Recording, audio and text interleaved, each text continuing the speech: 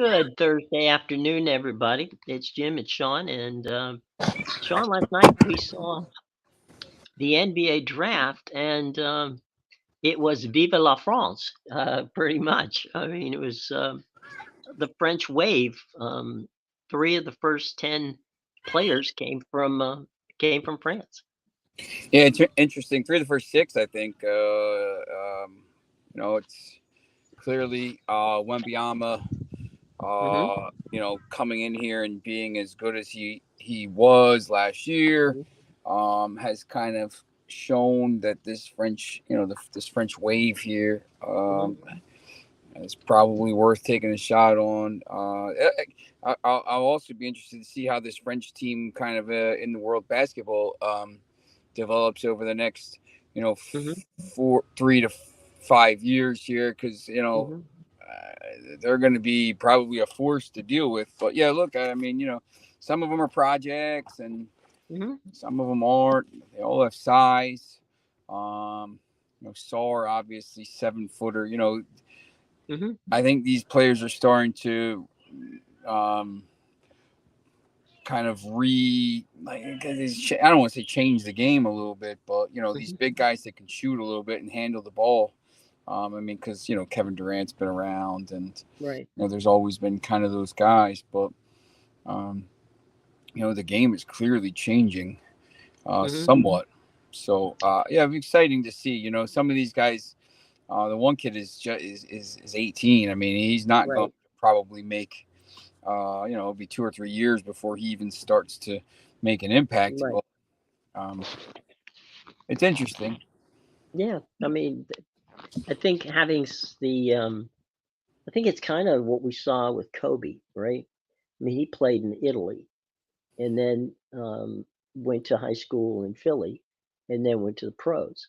And, you got to see him. I mean, he was a much more mature person than a kid just out of college.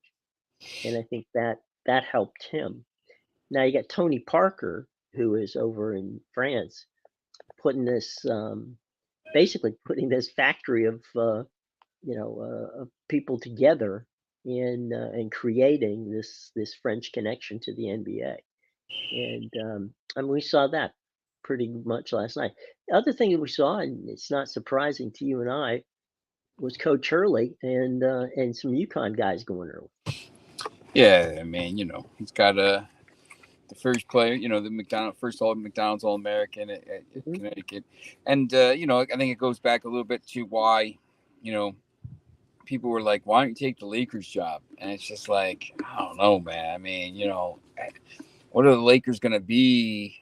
Hmm. LeBron's not playing forever. They're just an average team. I mean, it's hard to go from mid, excuse me, mid table as it is to Hmm. you're almost better off being bad, so you get the better draft picks and the players and Hmm. stuff like that. But um, UConn, he's got his pick. He just won 2 titles in a row. He's going to get any player he wants now, forever. Right. He's close to where he grew up. He's an hour and a half Hmm. from maybe from North Jersey.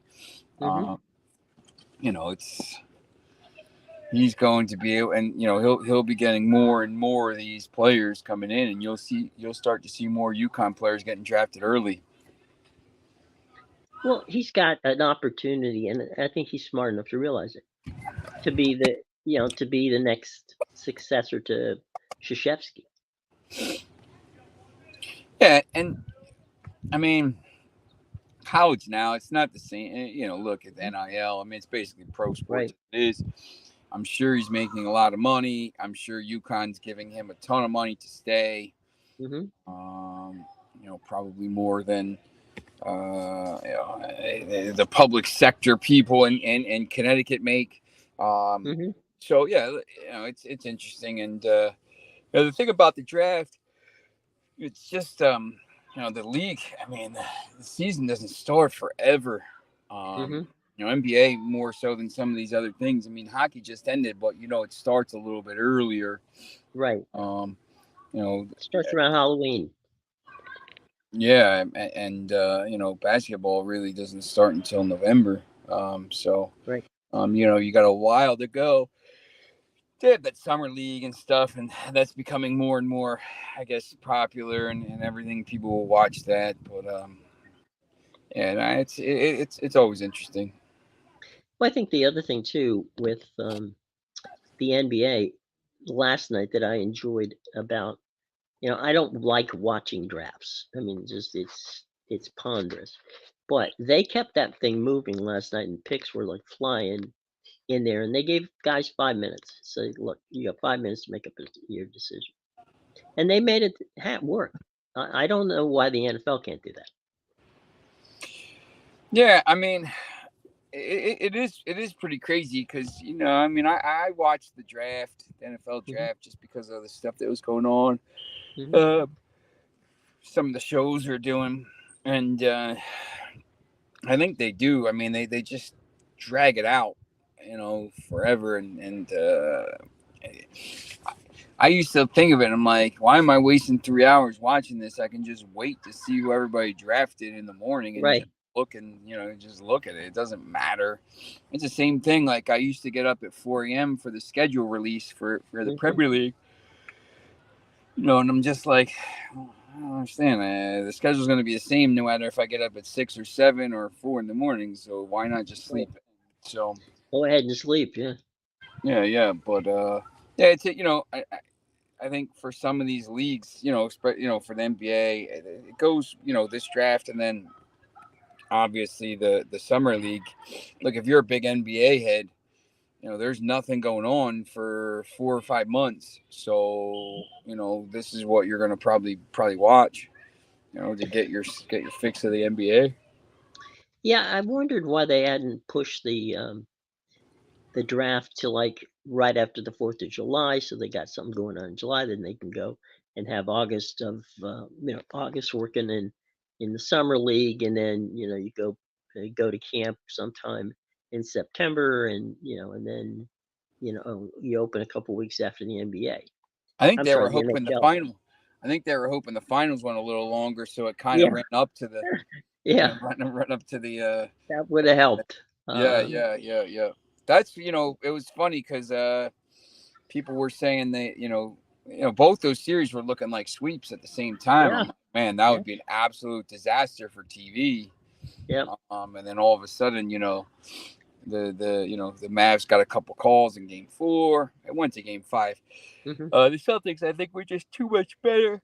They're just too good. But that the NHL, came back and went to Game 7, and Game 7 went. It was a tight game. So I'm sure that helped the ratings. So Yeah, it was the best ratings for a final since 2012. So it was, you had a good, and it was a good game. So it was a 2-1 game, and you know, anything can happen in those types of games. And it's a game 7, and Florida walked away with it, and Canada has to wait another year to see what can happen. I always remember, if a series goes 4 games, it's a disaster for the TV networks because the Yep. ads. If it goes 5, they basically break even. If it goes 6, they make some money. If it goes 7, they make a lot of money. So Yeah, I mean, it basically it gives whatever the network is, right? Let's say in this case it's ABC, ESPN. It gives them, um, you know, the opportunity to win a week of programming in, with viewership. And so that's the theory of the case. If you can push it to 5, that gets you into the next week. And if it goes to 7, that gets that ends up giving you about 2 weeks worth of uh, that was the problem with the programming. NBA. Yeah, I mean, Celtics ran through every series, and they just really kind of, yeah, they smoked everybody. some of these series were short, and then they got the. I always think too. You have that 10 days off or 8 days off between the Right. end, and it's just like people kind of lose interest a little bit, and then you Hmm. got to kind of suck them back in after Yeah, a got to couple go find them. games. Yeah, Yeah, yep, 100%. yeah. The speaking of going and finding them, this afternoon, the United States is playing a a pretty decent team, not a great team, but they got Panama this afternoon. Yeah, it's an interesting game. I mean, Panama knows them a little bit from CONCACAF qualifying. Hmm. I wasn't super impressed with US. I went on um, TV last night in Washington and said basically, Uruguay. I think Uruguay beats them on Monday whenever they play Monday or Hmm. Tuesday. Uruguay's obviously a better team, but Hmm. I need to see something from this U.S. team today. I just you've watched all these games. You watch the games yesterday. Portugal getting smoked. Uh, Hmm. they had already won the group, but so it's not that big of a deal. But Ronaldo is just they have a huge Ronaldo problem, and the U.S. has a problem with their 10. Who's going to play there? Where's the goal? Where the goal's going to come from? If it doesn't come from Pulisic or something like this. So this game, I think is interesting. It's a test. I mean, they should win. They're favored pretty heavily. But they could struggle. And then obviously Monday is a bigger test against Uruguay. Hmm. We'll see kind of how they do there, but uh, not expecting a lot from this team once they get to the knockout stage. They're probably going to get matched up against a decent team in that first round, that round of the quarterfinals there. So, Hmm. I think they're in a little bit of trouble there. But we'll see. And then obviously the Euro bracket is, it's crazy how that bracket lined up. On one side is loaded, and the other side someone's gonna walk to the final. You said yesterday that you thought that this might be for the long-suffering English fans. This might be, their tonic here. They might be able to stroll into a final. If they don't get to the final, they should be embarrassed. To be honest, I mean, look, I mean the other teams on that side, Austria obviously win the Hmm. group, and Netherlands and Georgia, and or sorry, Georgia's on the other side with Spain. Um, you got it's just Italy's there, but they're a shell of what they were. Hmm. England, and they just haven't been good. The coach has been awful. He's terrible lineups. He tries to you pigeonhole these guys into the lineup instead of just putting them where they should be. Like, look, just put Trent at right back and just put Kyle Walker at left back, and play, a little more attacking. But they just he wants to play the way he wants to play. Thank God he's not the Manchester United manager. I say that every day. He would have been terrible for us. Um, but yeah, I think watching these, the Euros are done basically during the day now until Saturday is around the 16th. So the focus goes to the Copa America and Uruguay, USA, Brazil tomorrow. Hmm. Who was not good in the first game. So yeah, it's you get a chance. I mean, now I think the spotlight. I think when these other, a lot of times the focus is on the Euros between Hmm. the two because obviously it's a bit more high profile. Well, now so that Brazil clunker didn't really kind of went under the radar a little bit. Well, now look, they're playing Friday night. Nobody else is playing. So if Hmm. they go out there and play really poorly again, there's Hmm. not really anywhere to hide. So we'll Right. kind of see what happens here. It could be a mess. There's no question about it because Brazil hasn't played up to their capabilities for a couple of cycles now. I don't. They're not that good. I mean, they're Ronaldinho and Ronaldo Nazario. I mean, look, they're just Mhm. saying, look, we don't even watch it. It's boring now. Mhm. A lot of people are blaming Pep for that. Um, Pep and Arteta, the kind of thing that's Mhm. kind of taken the. I mean, it's just so boring to watch. City, look, City wins titles. Obviously, they cheat to do it, but they're also boring to watch. I mean, Mhm.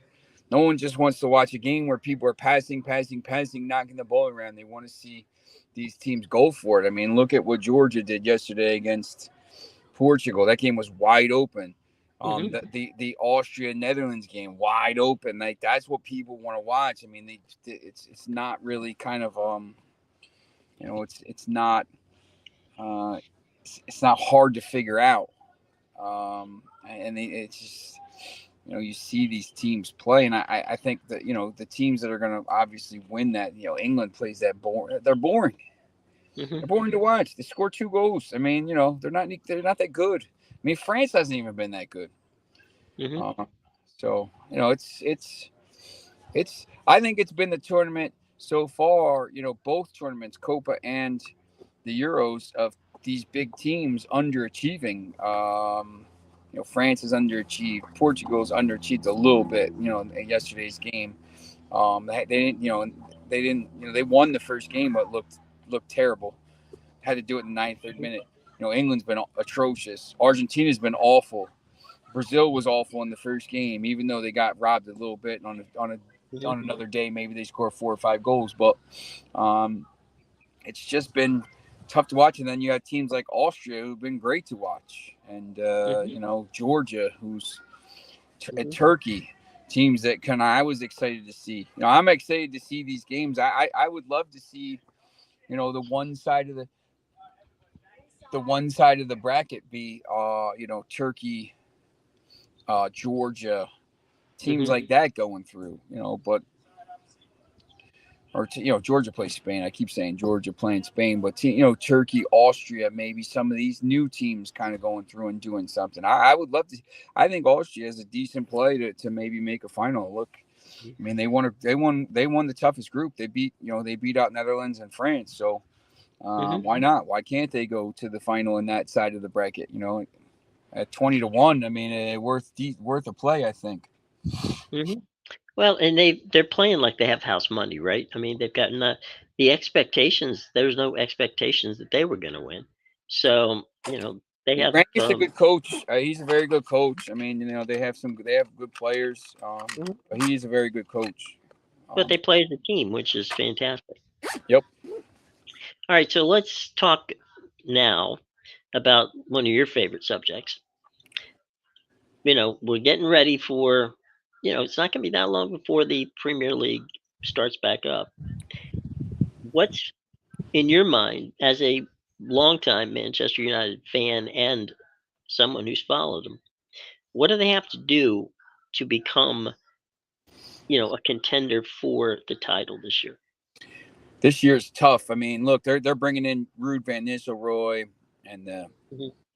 the Go Ahead Eagles guy. They're changing their staff around, which is good because I thought the coaching was terrible last year. The injuries were terrible. They got to get better players. I mean, they need to get better players. We got to see, they got to ship players out. I think that's going to start happening soon. Obviously, the transfer window will be open and going. I think you'll start to see stuff pick up here in the next couple weeks as teams start getting knocked out of Europe. Um, I just, I think they have good players coming through. Obviously, Kobe Manu, Mhm. Garnacho, Hoyland are young.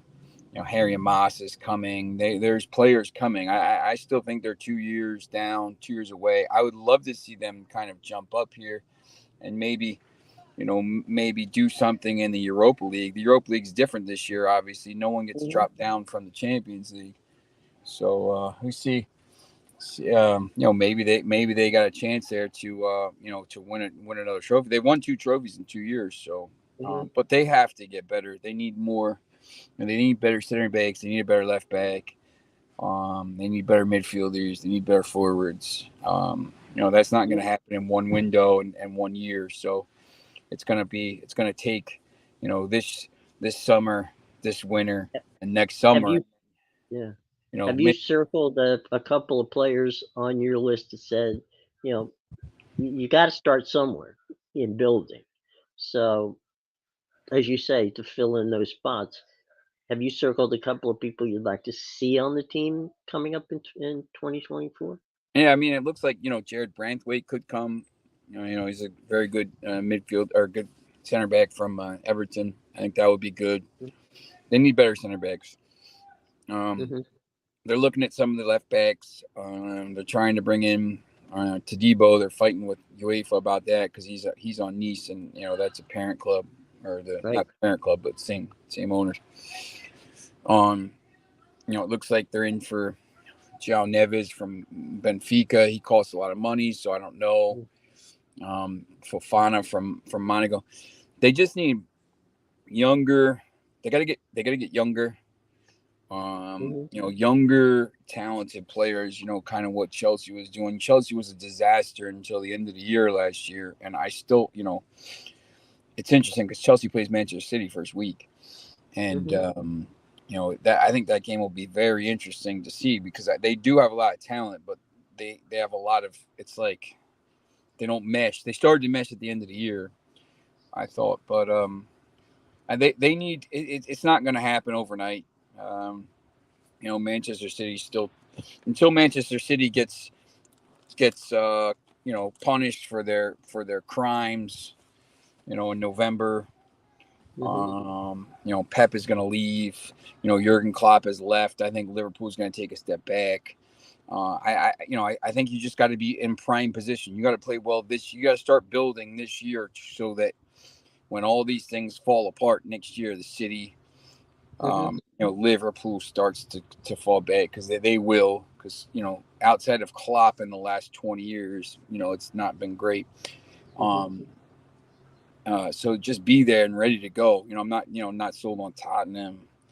Newcastle, obviously, who knows with them? They were down last year, so just got to be ready to go. But yeah, it's got to start. They need to sell players too because I think there's too much of a like a losers mentality. And they won. Look, they won the FA Cup and they won the Community Shield. But I just think there's too many players in that team that are just not good enough and. Wouldn't be anywhere near any decent teams.